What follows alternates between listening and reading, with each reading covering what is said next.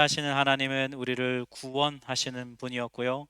둘째 주일에는 우리를 돌보시는 분, 지난 셋째 주일은 우리를 위로하시는 분이었습니다. 오늘 우리 대림절 마지막 주일 우리와 함께 하시는 하나님은 우리에게 신실하신 분임을 함께 말씀으로 듣고자 합니다. 오늘 본문은 이스라엘 백성의 지도자인 모세가 중보 기도를 통하여서 자신을 포함한 이스라엘 백성들이 하나님께로부터 받을 심판에서부터 구원하는 그런 내용을 담고 있어요. 이스라엘 백성들이 뭘 잘못했길래 하나님께 이런 심판을 받아야만 했을까요? 이 내용을 잘 아는 분들도 있지만 모르는 분들도 계시기 때문에 오늘 본문 앞에 나온 내용에 대해 잠깐 좀 설명을 드리고자 합니다. 출애굽기 1장을 보면 하나님께서 이집트의 노예로 살던 이스라엘 민족을 구원하기로 작정하셨어요. 왜냐하면 이스라엘 민족의 조상인 아브라함과 그렇게 약속을 하셨기 때문이에요. 창세기 15장 13절부터 14절에 보면 하나님께서 아브라함에게 이렇게 말씀하십니다. 너는 반드시 알라. 내 자손 이방에서 객이 되어 그들을 섬기겠고 그들은 400년 동안 내 자손을 괴롭히리니 그들이 섬기는 나라를 내가 징벌할지며 그 후에 내 자손이 큰 재물을 이끌고 나오리라. 아브라함, 네 후손들이 이집트에서 노예로 살게 되겠지만 내가 그들을 반드시 이끌고 다 나오게 하겠다라고 하나님이 창세기 15장에서 말씀하셨어요. 그리고 실제로 하나님께서 약속을 지키십니다. 출애굽기를 보면 하나님께서 이집트에 10가지 재앙을 내리셔서 거기에 있던 이스라엘 민족을 구출하시고 홍해 바다를 갈라가면서까지 이들을 구출하셨어요. 그리고 그들을 시내산이라는 곳으로 데리고 가십니다. 그리고 거기에서 그들과 약속을 맺으세요. 하나님이 이렇게 약속해 주십니다. 내가 너희의 신인 여호와 하나님이 되겠다. 내가 너희들을 지켜주고 보호해주고 먹이고 입혀서 너희를 약속의 땅 가나안으로 데리고 가겠다. 너희는 내 백성이 될 것이다. 하나님 약속해 주셨어요. 그러자 이 약속을 들은 이스라엘 민족도 하나님께 약속합니다. 하나님 우리를 보호해 주시고 지켜 주시면 저희도 하나님만 섬기는 당신의 백성이 되겠습니다. 이렇게 굳게 약속을 해요. 이걸 가리켜 신의 산 언약이라고 합니다. 성경에서 굉장히 중요한 주제인데요. 굳이 오늘날 우리 관점으로 말하면 신의 산에서 하나님과 이스라엘 백성이 결혼식을 올렸다 이렇게 생각하시면 좀 가장 쉽게 이해가 되실 것 같아요.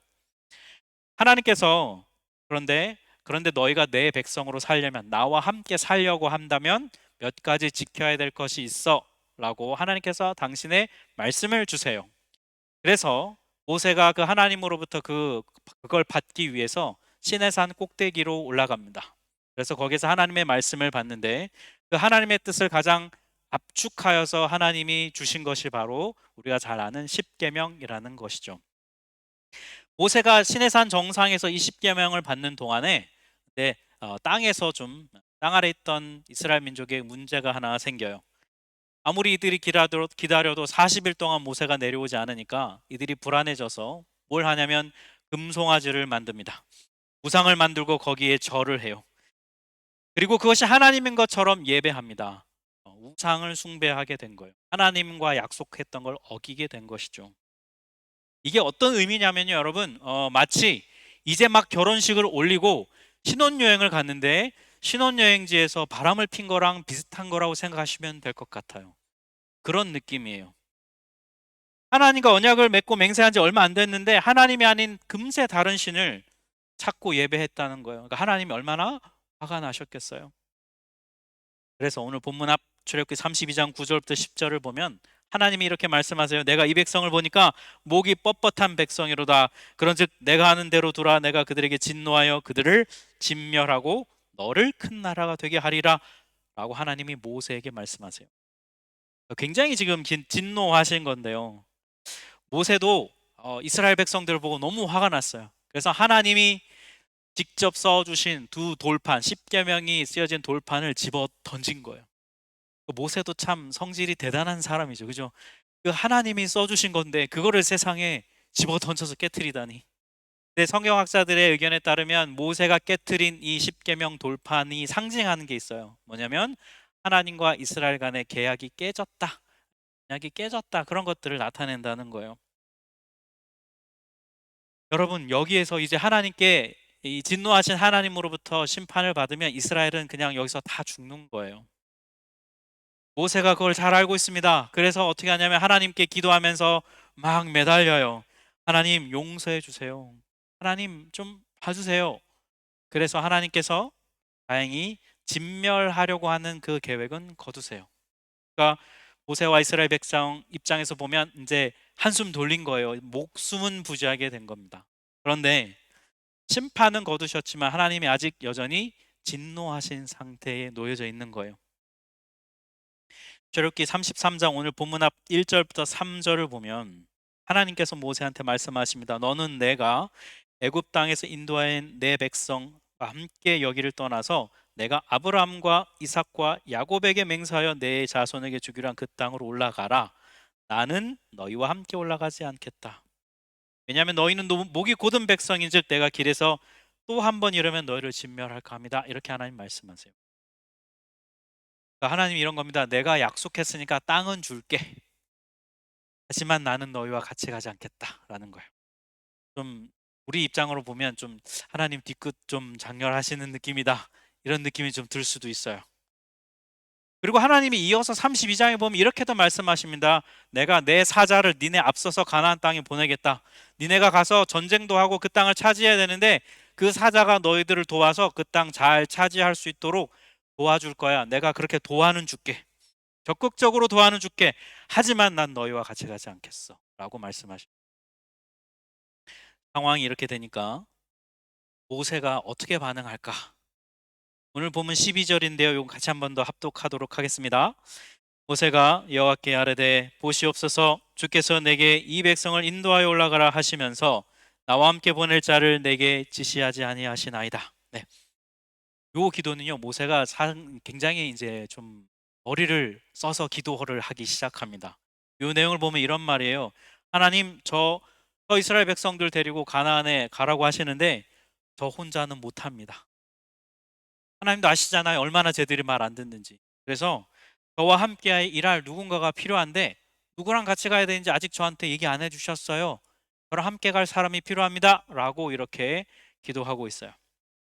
사실 이거는요, 좀 심하게 말하면 모세가 하나님께 좀 떡밥을 던지는 것 같은 거예요. 그러니까 하나님 앞에 하나님의 마음을 돌이키려고 이제 하는데 단계를 갖고 지금 접근하고 있는 거예요, 하나님한테.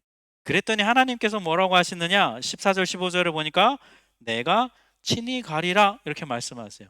한 번에 이렇게 하나님이 바꾸시는 것 같은데 거기 보면 내가 너를 쉬게 하리라. 근데 하나님이 가시겠다고 하는 거잖아요. 그런데 이어서 하는 모세의 반응을 보십시오. 주께서 친히 가지 아니하시려거든 우리를 이곳에 올려 보내지 마옵소서. 이렇게 막좀 여러분 이상하죠. 친히 가겠다고 하는데 안 가시려거든. 그러니까 뭔가 좀 말이 앞뒤가 안 맞는 것 같은데 여기 여러분 굉장히 미묘한 게 있어요. 하나님의 대답의 뉘앙스를 잘 보시면 내가 친히 너와는 가겠다는 거예요. 그러니까 모세 너랑은 같이 가주겠다는 거예요. 그랬더니 모세의 대답이 뭡니까? 저 혼자만 같이 가지시 말고 우리 즉 이스라엘 민족과 함께 가주셔야죠 라고 지금 기도하고 있는 거예요. 우리와 같이 가지 않으시려거든 아예 우리를 가나안 땅에 보내지를 마세요 라고 기도하고 있는 거예요. 모세의 이 기도에서요 우리가 알 수 있는 두 가지가 있는데요. 첫 번째는 뭐냐면 모세가 하나님의 마음을 굉장히 잘 알고 있다는 거예요. 하나님께서 여러분 우상 숭배의 죄를 범하고 하나님과 관계를 먼저 깨뜨린 이스라엘 백성들에게 여러분 진노하고 진멸하시려면 그냥 하시면 됩니다. 굳이 모세하고 이러쿵저러쿵 이렇게 대화를 주고받고 기도하실 필요가 없으세요. 그냥 하시면 됩니다. 그런데도 불구하고 하나님께서 모세와 계속 이렇게 마치 밀당하듯이 기도를 하는 이유가 뭐냐면 하나님의 본심은 이스라엘 백성들과 함께 하고 싶으신 거예요. 근데 그러면서 동시에 뭐예요? 또 죄를 짓고 또 하나님께 반역할 저 이스라엘 백성들에 대한 진노하시는 것도 하나님의 성품상 그것도 또 하나님은 무시하실 수가 없거든요. 이 심판과 긍휼의 두 마음이 하나님 안에 계신 거예요. 모세는 그 하나님의 마음을 정말 잘 알고 있는 거예요. 그래서 모세가 이 하나님이 말씀하신 거, 내가 너랑은 함께 할게 이 말, 내가 모세 너에게 많은 복을 줄게 라고 하시는 이 하나님의 말씀을 어, 땡큐입니다. 하나님 저에게 복 주신다니 감사합니다라고 받는 게 아니라 그걸 어떻게 모세는 이해하냐면 나는 너희와 함께 하고 싶어. 나는 이스라엘과 함께 하고 싶어라는 그 메시지로 모세는 들었다는 거예요. 하나님의 마음을. 그래서 이렇게 기도하고 있는 겁니다. 하나님은 우리가 믿는 하나님이 이런 분입니다. 진노와 심판 중에도 긍휼을 잃어버리는 분이 아니세요. 사랑하는 여러분, 하나님께 잘못하는 것이 있고 하나님의 마음을 상하게 하고 하나님께 배신하고 하나님께 또 불순종해서 이런 나를 받아들여 주실까라는 생각이 들 때에도 여러분 포기하지 말고 하나님께 납작 엎 하나님은 모세에게 하신 것처럼 를 베풀어 주시는 분. 이 하나님의 긍휼을 맛보는 여러분 되시기를 축복합니다. 또 여러분 모세의 기도에서 알 수 있는 두 번째가 있는데 삶에서 진짜 중요한 게 무엇인가 모세는 그걸 잘 알았다는 거예요. 진짜 중요한 게 뭐냐면 바로 하나님의 함께 하심, 하나님의 임재가 가장 중요하다는 겁니다. 앞서서 여러분 진노를 거두신 하나님께서 그 32장 쪽에 보면 이렇게 말씀하시죠. 내가 너희에게 약속한 땅은 줄게. 너희가 그 땅 차지할 수 있도록 도울게. 하지만 난 너네랑 같이 안 갈 거야. 이렇게 말씀하셨는데 여러분 만약에 여러분이 모세라면 어떻게 반응하실까요? 어떻게 하실 것 같습니까? 그런 땅은 주신다잖아요.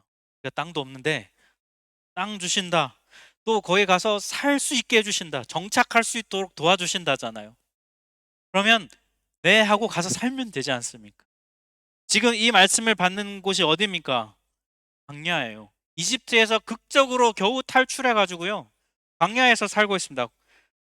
이곳에서 이스라엘 백성을 리드하고 있는 모세에게 가장 중요한 과제는 이들을 안전하게 가나안 땅에 데리고 들어가는 거예요. 그것만 하면 모세는 임무 완료입니다. 더 이상 여기에 얽매일 필요가 없어요. 그러니까 여러분 그 목표를 이루게 해주신다잖아요. 이 땅에서의 그 목표 그거 허락해 주신다는 거잖아요. 그러니까 그냥 네 하고 받아들이면 되지 않습니까? 모세 입장에서 보면. 근데 모세가 그렇게 하지 않아요. 네라고 하지 않고 아니요라고 말합니다. 이유가 뭘까요? 모세는 자기에게 있어서 자기 삶에 있어서 지금 가장 중요한 것은 가나안 정착이 아니에요. 눈에 보이는 목표는 그것이 맞지만 진짜 중요한 핵심이 아니라는 걸 모세는 알고 있는 겁니다. 모세에게 가장 중요한 게 뭐냐면 하나님께서 우리 가운데 함께 하시는 거였어요. 설령 가나안에 들어가서 산다고 해도 목표를 이룬다고 해도 하나님이 함께 하시지 않으면 아무 의미가 없다라고 저는 생각했다는 거예요. 반대로 여러분 가나안에 못 들어가도 광야에 그냥 있다 할지라도 하나님이 여기 함께 하시면 그냥 그게 낫다는 거예요. 그래서 우리를 차라리 올려보내지 말라라고 기도하고 있는 거예요. 왜냐하면 모세가 왜 이렇게 기도할 수 있었냐면요. 모세는 하나님이 신실하신 분이라는 걸 알았기 때문이에요. 하나님은 약속을 반드시 지키고 실행하는 분이라는 걸 모세는 잘 알고 있었습니다. 그러니 하나님 없는 가나안보다 하나님과 함께 있는 광야가 차라리 더 낫다. 왜? 언젠가 신실하신 하나님이 약속을 지키셔서 가나안으로 데리고 들어가실 것이기 때문에. 사랑하는 여러분, 우리가 인생을 살아가는데 이 모세의 태도가 필요합니다. 우리가 이 땅에서 각자의 삶의 목표와 목적이 있어요. 이 땅을 살아가는 나름의 이유가 있습니다. 그런데 그것보다 하나님의 임재를 놓치지 않는 것이 훨씬 더 중요해요. 여러분 살면서 다 목표가 있잖아요. 뭐 여러분 다이어트에 대한 목표도 있으실 거고 돈을 얼마 벌어서 노후 대비해야지 목표도 있으실 겁니다. 공부 이만큼 해야지 목표가 있고요. 내 삶의 커리어와 내 사업에 대한 뭐 계획 이런 목표가 있어요. 그걸 세우고 이루려고 우리는 노력합니다. 그리고 그게 이루어지면 여러분 성취감이 있고요. 기쁨이 있어요. 실제로. 그런데 여러분 그걸 이루고 난 이후에 우리의 삶이 무한히 기쁘던가요? 아마 그 뒤에 찾아오는 허탈함, 허무함. 그때는 정말 간절히 원해서 이루었는데 이루고 나니까 그냥 그렇게 큰 별게 아닌 것 같은 그런 느낌. 내가 왜 이렇게 이걸 원했지라고 하는 그런 생각들. 그런 것들이 우리 안에 찾아옵니다. 그럴 때 우리가 꼭 깨달아야 하는 한 가지가 있습니다. 바로 목표를 이루는 것도 중요한데 그것보다 더 중요한 게 있고 그건 바로 하나님의 함께 하심이란 하나님의 임재가 중요합니다. 원하는 것을 얻고 하나님을 잃어버리는 것보다 원하는 것을 잃어버리더라도 하나님을 붙드는 게 더 중요해요. 아무리 여러분 대단하고 화려한 업적을 이루온다 할지라도요. 그 자리에 하나님이 계시지 않으면 그게 하나님이 우리한테 원하셨던 게 아니라면 그런 허탈함과 허무함을 어떻게 견디시겠어요? 하나님을 하지 않는 사람들도 목표와 목적을 이루기 위해 달립니다. 그죠? 네. 열심히 자기 목표를 이루려고 달려요. 그런데 그 자리에 막상 도달하면 허무하대요. 사실 우리는 도달해보지 않아서 잘 모르죠. 그죠? 네, 뭐, 뉴스 기사에 보면 돈 많은 사람들이 뭐, 돈을 벌었지만 내 옆에 아무도 없는 외롭다. 뭐 우리는 사실 경험해보지 않아서 잘 몰라요. 그래서 대신 그 사람들이 그 허무함을 달리기 위해 여러분 뭘 합니까? 하나님 대신에 사람을 두려고 해요. 하나님 대신에 자기가 함께할 사람을 두려고 합니다. 하지만 결국 사람은 하나님을 대신할 수 사람은요 하나님과 함께 있을 때 하나님 안에 있을 때 비로소 삶의 의미와 목적을 찾을 수 있어요. 왜냐하면 왜냐하면 하나님이 우리를 가장 잘 아시고요. 그리고 그 누구보다도 우리가 실패하고 좌절한다 해도 우리를 끊임없이 사랑해 주시고 용납해 주시는 분이 하나님이시기 때문이에요. 요한복음 15장 5절에 예수님은 그걸 이렇게 표현해 주셨습니다. 우리 같이 한번 합독하겠습니다. 나는 포도나무요 너희는 가지라 그가 내 안에 내가 그 안에 거하면 사람이 열매를 많이 맺나니 나를 떠나서는 너희가 아무것도 할 수 없음이라. 여러분, 우리의 삶에 열매 맺는 방법이 뭐냐? 예수님과 함께 하는 거래요. 주님과 함께 하는 거래요. 그러면 열매를 맺는데요. 내가 열매 맺으려고 막 노력하기보다 그냥 예수님과 함께 있으면 열매가 맺힌답니다. 반대로 예수님을 떠나면 아무것도 할 수 없는. 여러분, 우리 자신에 대해서 정말 이렇게 생각하십니까? 살다 보면요, 자꾸 내가 보기에 중요해 보이는 게 있어요.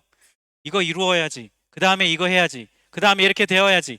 착착 계획대로 됐으면 좋겠습니다. 그리고 그걸 이루려고 우리는 노력합니다. 분주하게 우리의 온 최선을 다해서 몸과 영혼과 시간을 갈아 넣어서 그걸 이루려고 해요. 근데 여러분, 도대체 뭘 위한 열심입니까? 무엇을 위한 분주함이냐고. 왜 그렇게 살고 계십니까? 여러분, 2024년에 여러분 뭘 이루셨나요? 정말 그걸 이루어서 여러분 한없이 행복하시던가요? 혹은 원했던 걸 못 이루어서 불행하고 낙심하는 마음이 들던가요? 여러분, 이루었든 이루지 못했든 시간이 지나고 나면요, 2, 3년만 지나면 그것이 그렇게 큰 우리의 삶에 영향을 주지 못했든 주지 못했든. 제가 우리와 함께 하시는 하나님이라는 이 시리즈 설교 준비하면서 지난주에 이런 말씀 드렸습니다. 하나님께서 저에게 물으셨다는 질문, 영서가 너는 진짜 내가 너와 함께 있기를 원하냐? 이 질문. 우리와 함께 하시는 하나님이란 주제로 네가 설교를 준비하는 것 같은데 너도 진짜 그걸 원하냐? 넌 정말로 내가 너와 함께 하기를 진짜 원하냐? 여러분, 정말 하나님과 함께 하기를 무엇보다 간절히 원하시나요? 모세가 바라는 만큼 여러분, 만약에 여러분이 지금 간절히 구하는 무언가가 있잖아요. 삶에서 하나님 이거 이루어 주세요. 하나님 이렇게 해 주세요. 기도하는 그거 있잖아요. 그래서 하나님이 나타나셔서 그래, 내가 너 이거 원하는 거 해줄게. 그럼 됐지. 그러면 우리가 감사합니다라고 받을 수도 있지만, 그렇지만 여러분, 바짓가랑이 하나님 바짓가랑이 붙잡고 하나님 이것도 감사한데요. 근데 저는 하나님과 함께 있길 원해요라고 여러분 기도하실 수 있겠습니까? 여러분, 그런 마음이 우리 여러분 안에 있습니까? 이거 안 이루어 주셔도 좋은데 하나님 저와 함께 하게 해주세요. 이렇게 고백하실 수 있냐고. 하나님 없는 우리는요, 아무 의미가 없어요, 여러분. 내가 내 힘으로 다 이룬들 하나님이 원하시는 게 아니면 여러분 그게 무슨 소용이 있습니까?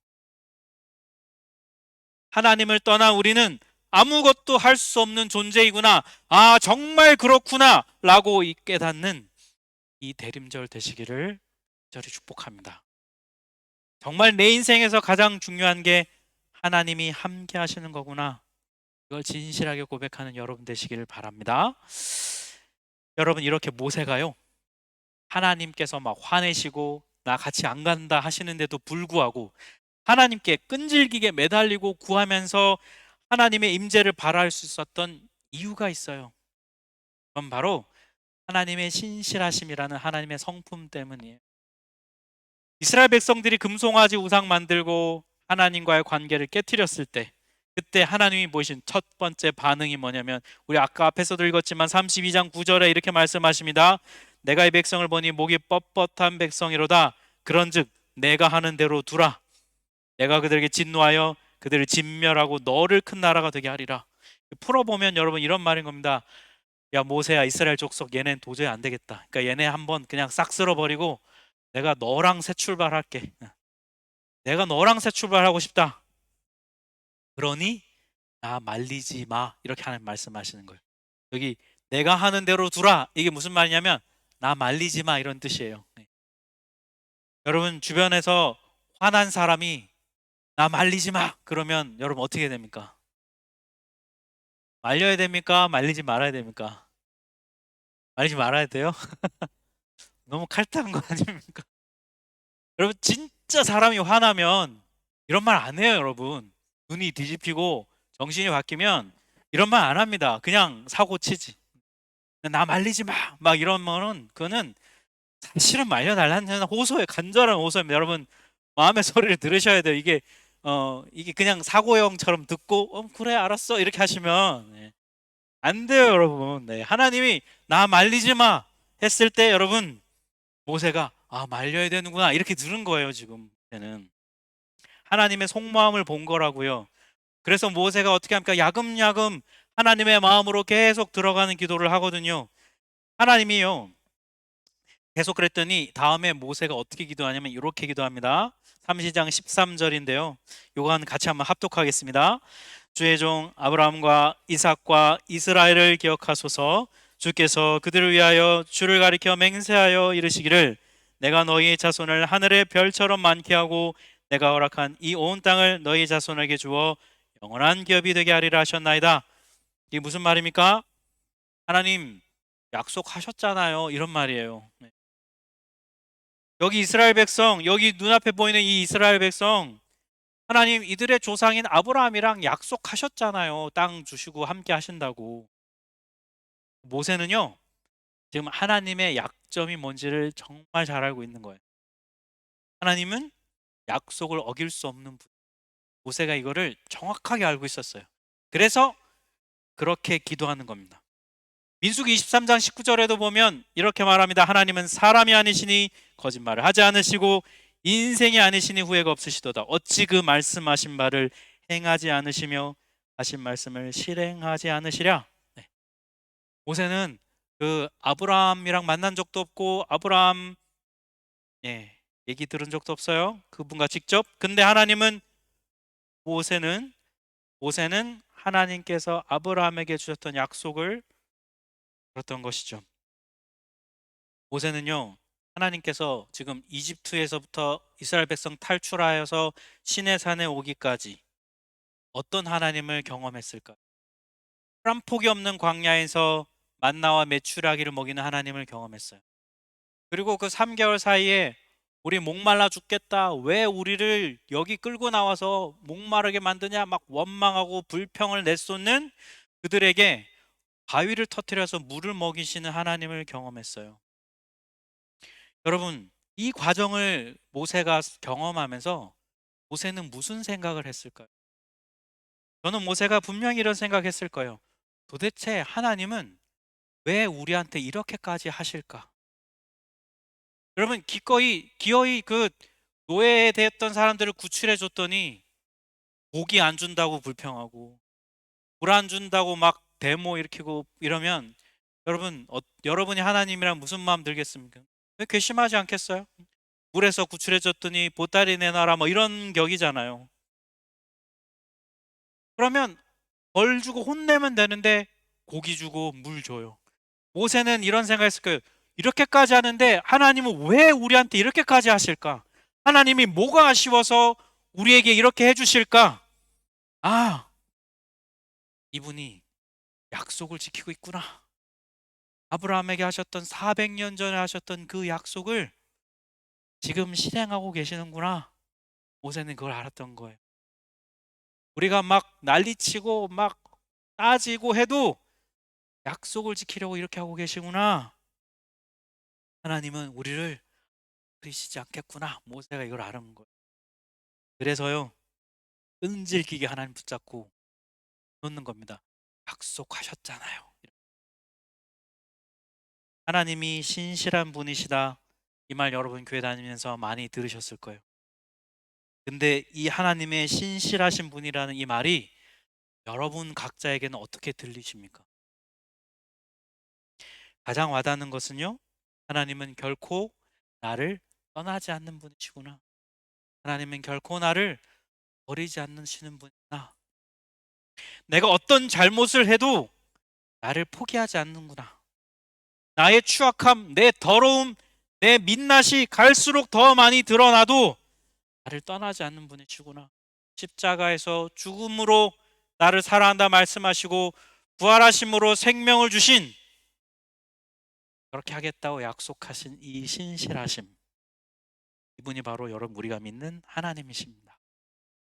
왜냐하면 예, 왜냐하면 그렇게 약속하셨거든요. 마태복음 28장 20절에 예수님이 이렇게 말씀하셨어요. 볼지어다 내가 세상 끝날까지 와 항상 함께 있으리. 우리가 이렇게 해달라고 구한 게 아니라 저 얘기하셨어요. 뭐 함께 있다. 당신 입으로 직접 약속해 주셨습니다. 그런 여러분, 내가 원하는 것을 이루어지지 못했다고 해서요, 낙심하지 마십시오. 내 계획대로 되지 않는다고 해서 너무 두려워하고 염려하지 마세요. 내 자신에게 실망하고 이런 나를 하나님 사랑하실까? 그렇게 자기 자신에 대해서 너무 비하하고 좌절하지 마세요. 하나님은 와 함께 하십니다. 약속해 주셨고 그 약속을 지키는 신실하신 분이세요. 모세가 이 신실하신 하나님의 성품을 힘입어서요, 발자국 더 나가요. 조금 전까지만 해도 하나님 우리와 함께 하셔야 됩니다. 하나님의 임재를 구했는데 여기서 하나 더 나가서 뭐 하냐면 하나님의 왕을 구해요. 33장 오늘 보면 끝에 18절을 보면 모세가 말합니다. 원하건대 주의 왕을 내게 보여주. 여러분 단순히 하나님의 임재를 구하는 것과 영광은 달라요. 모세가 이렇게 기도했더니 하나님이 19절에 응답하시는 내용을 보니까 뭐라고 하시냐면 내가 네 앞에서 지나가게 하겠다. 네 이름 앞에서 선포하겠다. 뭐예요? 영광을 맛보게 해주시겠다. 그리고 실제로 33장 끝에 가면요, 하나님이 이렇게 해주십니다. 네가 내 얼굴은 못 보지만 내 등은 볼 것이다. 그래서 하나님께서 당신의 영광을 모세에게 보여주세요. 이 영광을 경험한 모세가 다음 34장에 보면 땅으로 다시 내려오는데요, 그의 얼굴에 빛이 나서 사람들이 쳐다볼 수 없었다 성경은 말해요. 사랑하는 여러분, 우리가 이 땅을 살면서 수시로 죄를 짓습니다. 하나님께 불순종해요. 그래서 하나님과의 관계를 깨트려요. 네, 여러분 그때마다 꼭 기억해야 될 것이 있습니다. 하나님은 신실하신 분. 그래서 나와 함께 하신다. 이런 나를 끊임없이 나파여 주신다. 여러분 하나님과의 관계 회복하는 것은요, 우리의 노력과 열심에 달려 있지 않습니다. 하나님과의 관계 회복은 하나님의 신실하신 성품에 달려 있어요. 그러니 그 신실함을 경험하고 끊임없이 나를 용납하시는 하나님의 은혜를, 그 임재를 누리는 사람은 그걸 정말 누리잖아요. 그러면 거기에만 머물러 있지 않게 돼요. 하나님과 더 함께 있고 싶고 하나님과 더 대화 나누고 싶고 하나님을 더 원하게 됩니다. 그래서 오늘 본문의 모세처럼 하나님의 영광을 구하기, 하나님의 영광스러움을 보고 싶어 하는 마음으로 그 자리까지 나아가게 됩니다. 사랑하는 여러분, 진실하신 하나님의 용납하심을 경험함으로 하나님의 함께하심을 누림으로 하나님의 영광을 구하는 자리까지 나가는 여러분 되시길 축복합니다. 이 대림절에 이 은혜를 누림으로 사람이 되어 이 땅에 오신 그 주님의 은혜와 영광을 맛본 여러분 되시길 주님의 이름으로 축복합니다.